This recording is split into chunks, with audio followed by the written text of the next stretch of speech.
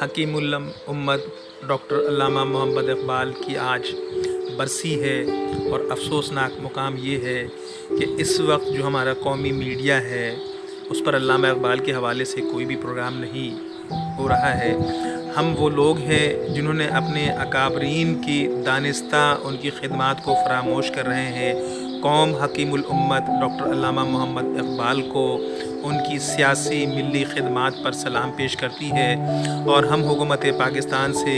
गुजारिश करते हैं कि अपने कायदीन के प्रोग्रामों पर ख़ास तौर पर जो टीवी चैनल्स हैं उनको पाबंद करें कि वो उनकी यौम पैदाइश और यौम वफ़ात के हवाले से प्रोग्राम मुसलसल करते रहें ताकि हमारे बच्चों को अपने अकाबरीन और असलाफ़ के कारनामों से आगाही मिलती रहे।